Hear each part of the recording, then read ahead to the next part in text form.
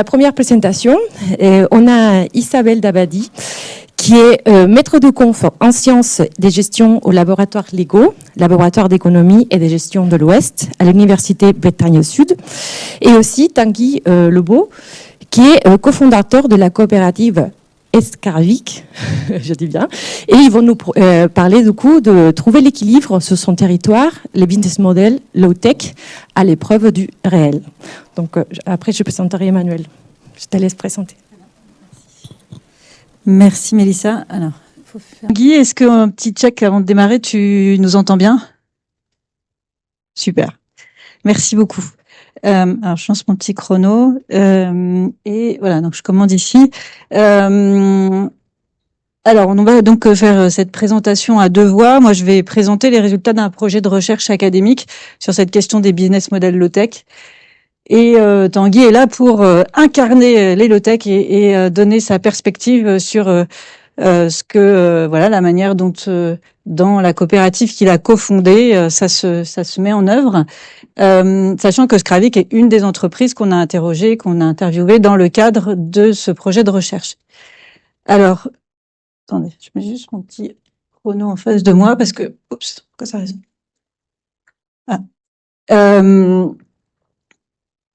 Voilà, c'est important qu'on garde du temps pour les questions, donc je vais m'assurer de ne pas dépasser le temps imparti. Alors, le contexte de la recherche, on part du... C'est normal que ça résonne comme ça? Ouais, je sais pas. Ouais. Ah ouais, ok. Donc, le point de départ de la recherche, c'est donc l'idée que c'est les low-tech, c'est une voie qui nous semble intéressante, pertinente. Je pense que j'ai personne à convaincre ici sur cette question-là, mais donc voilà, on voit ça comme une voie qui est explorée pour sortir des logiques d'innovation dominantes qui sont toujours plus consommatrices de ressources. Ce projet, il fait suite à d'autres projets dans lesquels j'ai participé sur l'exploration de modèles économiques soutenables et sachant qu'il y a une diversité de voies qui permettent d'essayer d'atteindre une soutenabilité la plus forte possible. Et donc ce qu'on s'aperçoit, c'est que dans la réalité, pour ce qui est des modèles low-tech, il y a encore assez peu d'entreprises qui voilà mettent en œuvre les principes de la low-tech, mais en même temps il y en a de plus en plus et surtout il y a aussi beaucoup d'entreprises qui s'y intéressent et qui voilà aimeraient aller dans cette voie-là et se posent la question de comment y aller, et donc il y a un réel enjeu de passage à l'échelle qu'on a essayé d'explorer. Donc l'objectif de notre recherche, donc je n'ai pas précisé, mais c'était un projet qui a été financé par l'association EcoSD et par l'ADEME, et donc on était plusieurs industriels et universitaires à travailler sur le sujet. Donc les objectifs, c'était d'abord de mieux caractériser les business models low-tech, donc avec une étude empirique en partant du terrain, d'identifier les avantages et les limites de ces modèles d'un point de vue économique, du point de vue. Alors moi, je l'ai pas précisé, mais je suis en gestion, donc moi, ce qui m'intéresse, c'est les entreprises. Je suis centrée sur l'entreprise et comment dire, et donc. Voilà, la question, c'est comment on fait pour créer des modèles qui soient vertueux et qui soient pérennes. Et donc, on explore leurs avantages et leurs limites. Et ensuite, à partir de là, on essaie de voir quelles sont les conditions qui pourraient permettre une transition vers ces modèles pour les entreprises qui n'y sont pas. Enfin, qui sont pas encore dans ce... Donc, on a fait une étude, pardon, je vais un peu vite, mais une étude en deux étapes. Une première étude dans laquelle on a étudié des entreprises qui sont dans les low-tech ou qui sont dans une approche low-tech, on va dire, mais pas forcément revendiquée ou pas forcément en utilisant le terme low-tech. Et donc on les a rencontrés et puis on leur a demandé de décrire leur modèle, leur activité, et puis on a essayé de voir en fait ce qui ressortait et notamment quels sont les invariants de ces modèles-là. Et ensuite, alors je vais m'insister plus sur la deuxième partie de l'enquête. Là, aujourd'hui, on a fait une deuxième enquête auprès d'une diversité d'entreprises qui sont à la fois diversité en termes de taille et de secteur d'activité, mais aussi en termes d'engagement dans ces low-tech. Donc, on a regardé des entreprises, on a échangé avec des entreprises qui sont soit engagés dans cette voie, soit qui s'y intéressent ou qui en tout cas ont des atomes crochus, soit qui sont parfois très éloignés. Et donc on a essayé de voir comment elles pouvaient envisager cette transition-là. Et voilà. Et dans les entreprises qui ont un peu engagé une transition, on a distingué celles qui étaient plutôt dans une approche dans laquelle il s'agit de développer des offres low-tech ou de mettre en place des process low-tech ou encore de passer à l'échelon organisationnel, d'avoir une gouvernance low-tech. Alors, je donne un exemple, enfin quelques exemples des entreprises. Je les ai pas toutes mises, mais des entreprises qu'on a interrogées. On a une entreprise qui fait des miroirs réfléchissants qui permet d'augmenter la luminosité dans un logement par réfléchissement.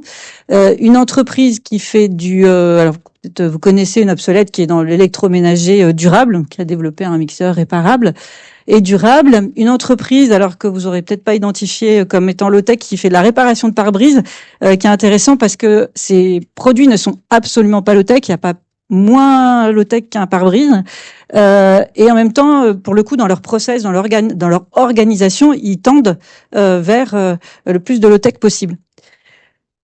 Skravik, donc je passe rapidement puisque Tanguy nous en parlera tout à l'heure, mais une entreprise qui est sur le redéveloppement de la voile de travail, un site internet de e-commerce de produits low-tech et une entreprise de cosmétiques qui, elle, là on est au niveau des process, qui fait des cosmétiques à base comment dire, qui travaille avec des produits issus de l'apiculture et qui met en place des process low-tech. Ah oui, et enfin, j'oublie une entreprise qui fait du logiciel libre, voilà, qu'on a encore dans un domaine complètement différent, pour la démocratie. Les résultats de notre enquête, donc ça nous a permis d'abord de caractériser les business models low-tech et d'identifier des invariants. Donc ils sont marqués par 3 piliers. Un rapport au territoire d'abord, donc c'est des entreprises qui sont fortement ancrées dans leur territoire. Un rapport à la croissance particulier et qui est différent, qui se démarque des entreprises, alors entre guillemets classiques, c'est le mot voilà entre guillemets que j'utiliserai à plusieurs reprises. Donc un rapport, un regard sur la concurrence qui est différent, puisqu'il va s'agir plutôt d'aider ses concurrents, de se mettre dans une logique de partenariat, d'entraide sur un territoire plutôt que de concurrence, et un rapport à la croissance, qu'on va essayer d'auto-limiter, à la fois pour maîtriser ses impacts environnementaux et aussi pour assurer la robustesse du modèle.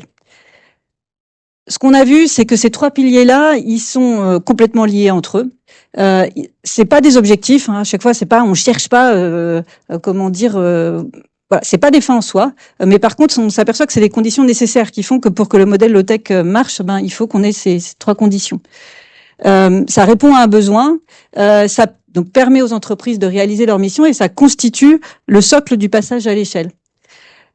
Ce passage à l'échelle donc se base sur une auto-limitation géographique. Donc les entreprises elles restent petites, mais elles vont on va passer à l'échelle par un maillage du territoire. Alors il y avait aussi débat sur est-ce qu'on doit, parce que parfois quand on parle de passage à l'échelle, les gens s'imaginent grossir et donc moi j'ai parfois eu les réactions de dire non il faut pas, mais non c'est incompatible. Alors effectivement à un moment je me suis dit je vais plus dire passage à l'échelle, je vais dire diffusion. Mais en fait, bon, ça se discute. En tout cas, l'idée, c'est passer à l'échelle, comment dire, le fait qu'il y a une réplication du modèle par un maillage du territoire. Donc justement, on va s'aider et puis bonne entente, une couverture la plus large possible d'un territoire et de tous les territoires avec ces modèles-là.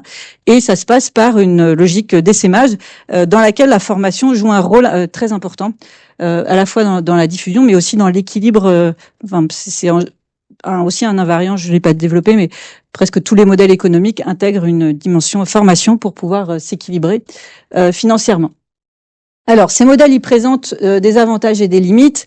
Alors, je suis désolée, ce slide-là, il est un peu chargé, mais on a des avantages en termes de création de valeur. Les offres low-tech, elles permettent de se différencier. Alors, je vais pas donner d'exemples là parce que je vais laisser justement Tanguy tout à l'heure donner des exemples concrets de comment, en fait, je pense que leur offre est un des beaux exemples de comment on crée de la valeur et comment on se différencie avec une offre low-tech. On a une meilleure maîtrise de sa chaîne de production parce que on est plus autonome dans son outil de travail, on a un outil industriel plus robuste quand on s'appuie sur des low-tech. on entre dans une logique d'écosystème avec une entraide qui permet de passer des caps difficiles, comme voilà certaines étapes difficiles que peuvent connaître les entreprises, que certaines ont connues pendant le Covid notamment, et donc et avec des clients qui vont aider leurs fournisseurs et inversement, et ou des concurrents qui vont s'aider entre eux. Et des logiques de co-innovation qui se développent. Et après, il y a un autre élément très fort qui ressort de presque tous les cas qu'on a étudiés, c'est cette question du bien-être qui est à la fois, alors là pour le coup est recherché souvent, mais et dans d'autres cas qui émergent en fait. C'était pas une fin en soi, mais on s'aperçoit que il y a plus de bien-être. Et Tanguy en parlera aussi, je pense. Donc voilà. Alors après, c'est pas tout n'est pas rose. Il y a un certain nombre de limites sur lesquelles je vais revenir dans un instant. Mais donc essentiellement des limites ou des éléments à surmonter sur un plan économique notamment. Alors, en fait, en essayant de synthétiser ces avantages et ces limites, je me suis dit que c'était intéressant de catégoriser entre performance et robustesse. Donc là, évidemment, j'ai pas mis la référence, mais je pense, vous verrez la référence aux travaux d'Olivier Amand, qui propose de sortir de la performance pour aller vers la robustesse. Et donc, ce que je trouve intéressant, c'est que finalement, les avantages, ils se traduisent surtout en termes de robustesse. Et donc, si on vise la robustesse, c'est une bonne nouvelle. Mais pour un certain nombre, il y en a un où j'ai clairement coché performance aussi. Je pense qu'il y a un certain nombre, on est à la fois robuste et ça. Mais bon, ça amène aussi une forme de performance économique. Et les limites, elles se traduisent à la fois. Alors j'ai encadré en rouge les limites en termes de robustesse, donc c'est sans doute des axes d'amélioration, en tout cas des points de vigilance, des choses qu'il va falloir surmonter pour que ces business models low-tech réussissent à être réellement pérennes. Et j'ai entouré en orange ceux pour lesquels on peut se poser des questions, parce qu'en fait je les ai mis en moins sur la performance, mais je suis même pas persuadée que ce soit réellement des moins en termes de performance. Le décalage avec les attentes du marché, ça permet de développer des offres de niche où finalement on est tout à fait performant sur sa niche. Et puis des moins, donc des coûts plus élevés, une rentabilité plus faible. Ok, mais est-ce que oui, effectivement, c'est peut-être un sacrifice en termes de performance, mais c'est aussi une des hypothèses dans lesquelles on s'inscrit quand on est dans ces logiques low-tech.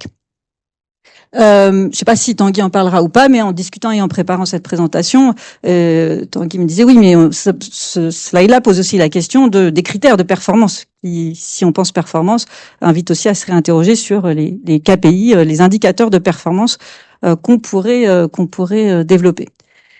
Alors, en termes de transition, j'essaie je crois que j'ai bientôt fini, mais transition vers ces business models low-tech, il y a tout un tas de freins qui restent à surmonter, et un levier, en revanche, qui me semble donc être celui de la robustesse, dans un monde qui est de plus en plus instable, fluctuant, etc. Clairement, ce qui amène les entreprises à s'intéresser à ces approches, c'est la robustesse qu'ils vont tirer du modèle low-tech. On a eu un certain nombre de recommandations qui ont émergé des différents acteurs qu'on a interrogés. Parmi ceux-ci, il y a peut-être juste le fait de prendre le temps. C'est quelque chose qui est beaucoup revenu dans les discussions un peu aujourd'hui, puis les discussions qu'on a eues hier aussi. Il faut prendre le temps, même si on sait tous qu'il y a urgence, il faut prendre le temps de construire ces modèles de manière progressive. Sur la question de est-ce qu'il y a des entreprises qui sont plus à même de réussir la transition vers les modèles low-tech? Certains nous disent les plus grosses qui ont plus d'assises, etc. C'est plus facile pour elles. D'autres disent au contraire les petites sont plus agiles et c'est plus simple. En tout cas, ce qui est important, c'est d'avoir une autonomie décisionnelle et des process plus légers. C'est plus facile. Il y a il n'y a pas consensus sur c'est quand le meilleur moment pour basculer vers les low-tech. Et on revient sur il faut avancer de manière progressive, prendre le temps de le faire, et on a dégagé des traits de c'est quoi les entreprises les plus low-tech compatibles. On voit bien qu'il y en a qui sont mieux armés que d'autres pour lesquels ça va être plus facile et peut-être le premier va répondre à besoin réel. Il y a des entreprises, on se dit celles qui font des produits qui servent vraiment entre guillemets à rien. C'est compliqué, quoi. Donc voilà. Je laisse la parole à Tanguy, qui va nous dire comment ça se passe et ça se vit chez Scravik. Et Tanguy, si tu peux dire un mot pour te présenter, voilà, parce qu'on a juste dit que tu étais cofondateur, mais... Très bien. Bonjour à tous. Merci beaucoup Isabelle pour cette invitation et merci à tous d'accepter ma présence par visio. Donc je suis cofondateur de la coopérative Scravik et je suis patron pêcheur à bord d'un de nos navires. Et voilà. Et donc je vais un peu essayer d'illustrer la présentation d'Isabelle avec le cas de notre société coopérative qui, elle, pour le coup, s'est construite. Du coup, déjà que tu passes le diapo.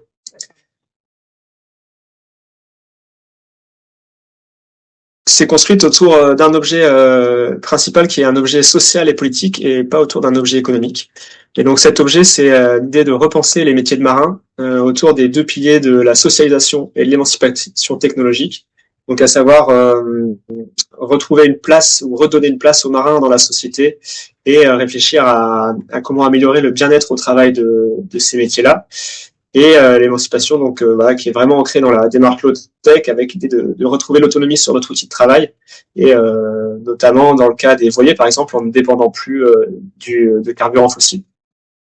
Et cet engagement politique qui est structurant pour notre projet, il est entre guillemets garanti par le modèle coopératif qu'on a choisi et donc son inscription statutaire au travers du statut de société coopérative d'intérêt collectif qui regroupe un ensemble d'acteurs répartis dans des collèges, avec notamment un collège territoire qui garantit aussi l'ancrage de cet objet au service du territoire et la volonté à terme de faire bifurquer la société d'une économie de profit vers une économie de besoin ancrée sur les territoires.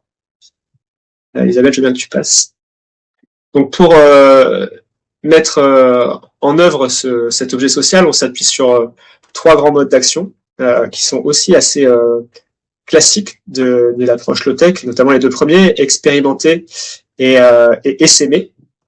Il y a un troisième qui nous semblait indispensable à associer aux deux premiers, qui est celui de faire front et donc de donner une dimension politique assumée à notre entreprise et de porter notre voix au plus haut pour ne pas s'arrêter à la seule expérimentation et à la seule diffusion de nos expérimentations.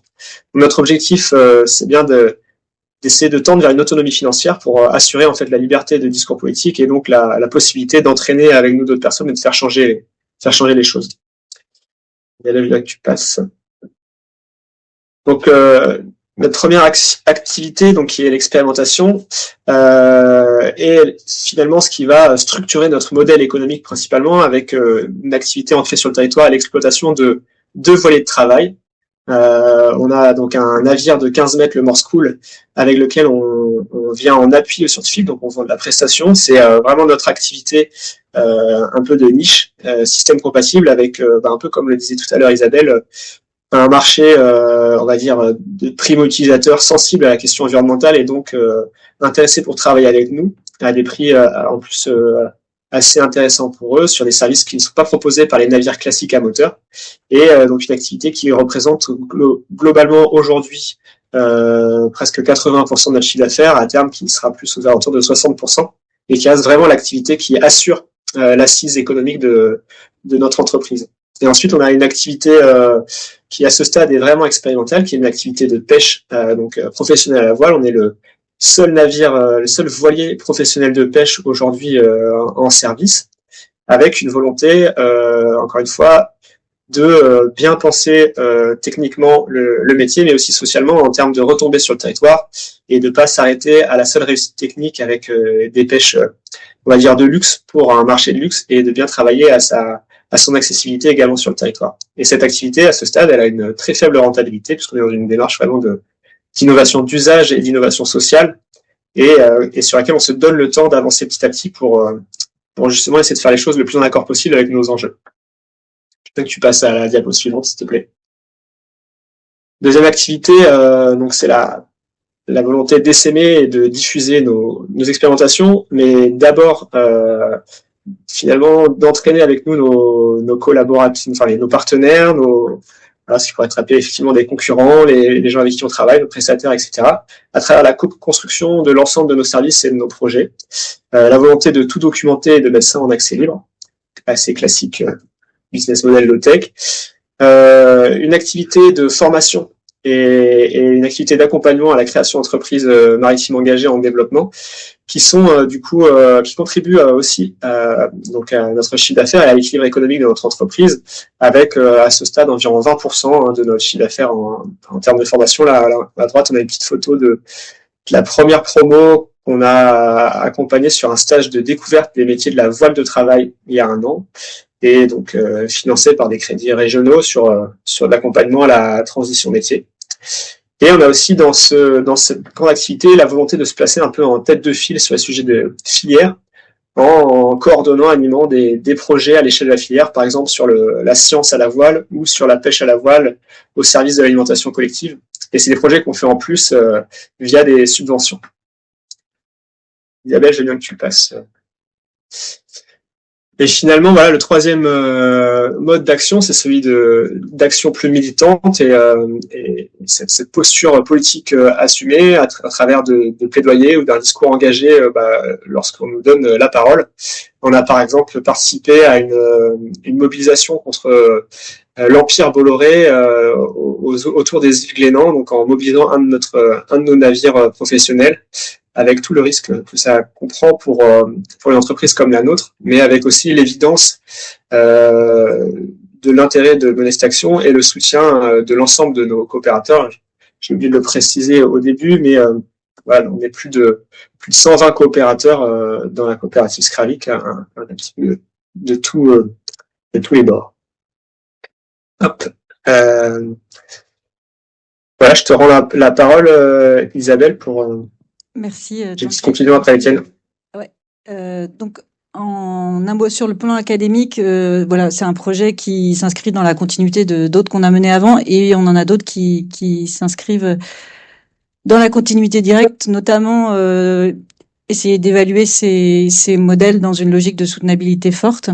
C'est de voir en quel niveau de soutenabilité on peut atteindre avec ces business models low-tech, et puis un travail un peu plus anthropologique sur la question du changement des représentations de l'entreprise, en fait, puisque dans une grande mesure, il faut réussir à changer les mentalités, changer la manière dont on pense l'entreprise, de ce que c'est une entreprise. Et voilà, donc ce travail sur les business models low-tech nous invite à aller plus loin dans cette direction.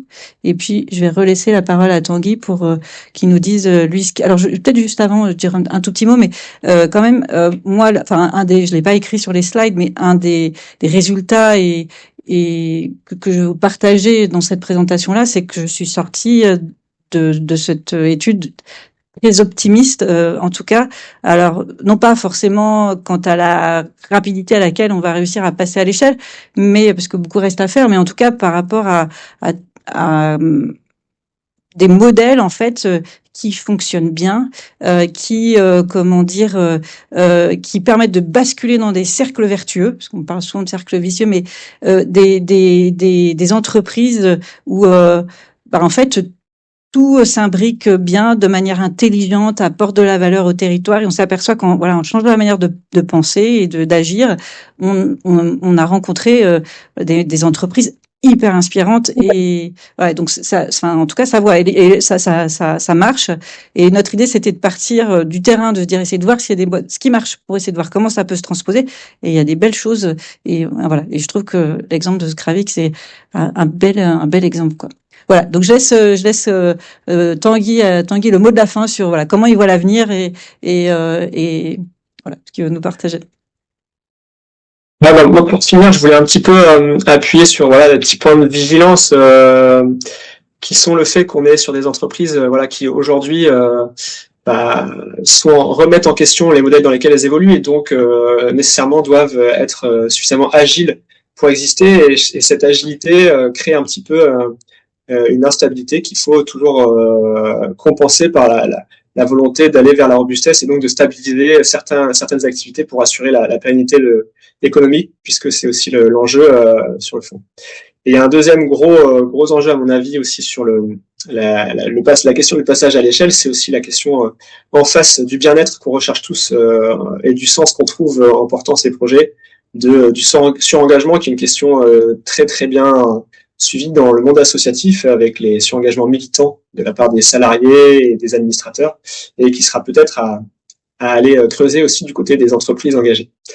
Et finalement, tout ça, ça ouvre pour nous une perspective extrêmement intéressante qui est celle de se dire que qu'un objet économique comme une entreprise peut être le lieu d'un engagement politique fort, notamment au service du territoire, et que cela nous amène et nous engage à se rapprocher d'autres, à entrer en lutte pour sortir des modèles socio-économiques des marges et en faire du coup les nouvelles normes. Merci beaucoup Tanguy.